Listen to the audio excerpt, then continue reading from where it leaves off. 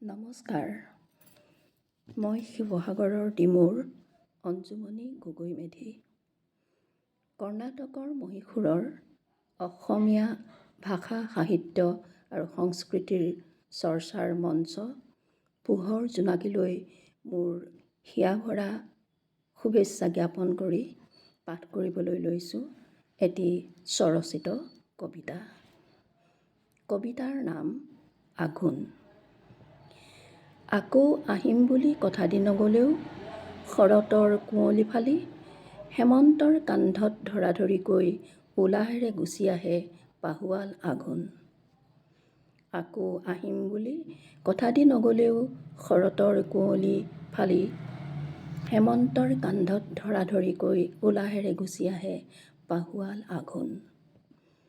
তাৰ চকুৱে মুখে বিয়পি থাকে ভৰপক যৌৱনৰ তেজাল হাঁহি। সি যে পথাৰৰ প্ৰেমিক, সেয়ে সি পিন্ধি আহে তাৰ প্ৰিয়ৰঙী পখিলা পোছাক। সি যে পথাৰৰ প্ৰেমিক, সেয়ে সি পিন্ধি আহে তাৰ প্ৰিয়ৰঙী পখিলা পোছাক। সুঠাম ডেকাহঁতৰ বিৰিয়া পাতত নতুবা পিকৰঙা জীয়ৰী বোৱাৰীৰ কাঁচিৰ ভাঁজত বোলাই যায় যৌৱনৰ ফুৰফুৰীয়া মন ভুলোৱা নিভাঁজ পৰশ।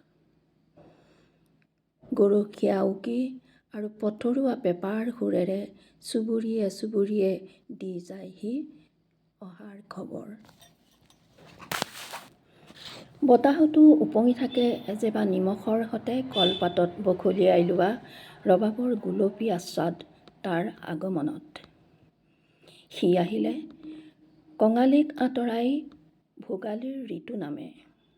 সঞ্চাৰিত কৰি দিয়ে প্ৰাণ প্ৰাচুৰ্যৰ দুহাত।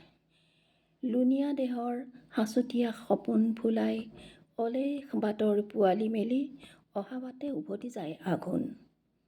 পৰাণে পৰাণে অনুৰণিত হয় ভাগৰ জুৰুৱা গান গুণগুণ গুণগুণ। ধন্যবাদ।